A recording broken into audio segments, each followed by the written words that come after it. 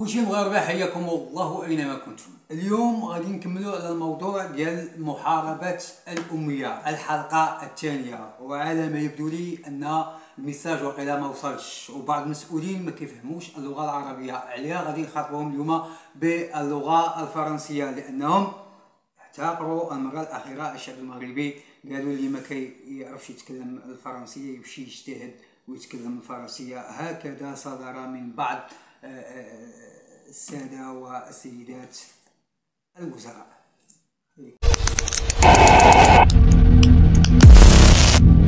Donc c'est simple. Aujourd'hui nous allons poser la même question.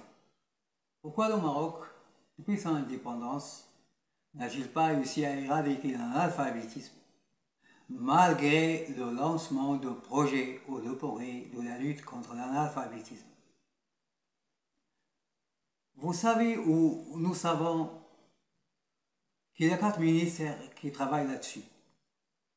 Mais il y a des retards et le développement continue à progresser rapidement, notamment dans les zones ou dans le monde rural.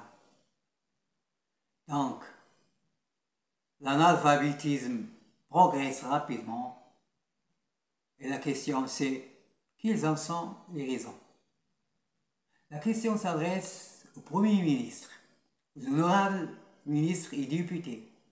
Pourquoi le Maroc n'a-t-il pas réussi à éradiquer l'analphabétisme alphabétique depuis l'indépendance?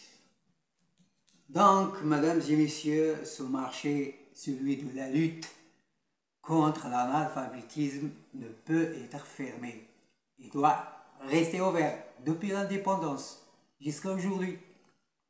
Ce marché au sein duquel s'ouvre ou dans lequel qui travaille la ministre de l'Éducation nationale et aussi la ministre de Habous et des Affaires islamiques et la ministre de la Jeunesse et du Sport et aussi la ministre des Affaires sociales. Donc, dans ce marché, il y a un marqueur, il y a des emplois, des positions, des postes et des soutiens. Ce marché doit rester ouvert, ce marché qui profite aux élites politiques et certains groupes par lesquels nous préparons les élites politiques, élites humaines à s'épanouir ou à se développer, doit rester ouvert depuis l'indépendance. Donc, notre pays et notre société resteront dans l'ignorance et le retard, la pauvreté, la criminalité.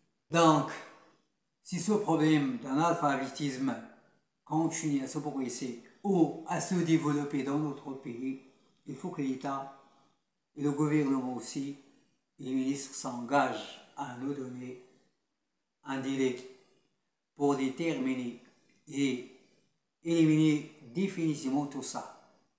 Nous savons, ou vous savez aussi, que nous avons la commission statistique qui peut nous donner ou nous fournir des nombres des Oumiya.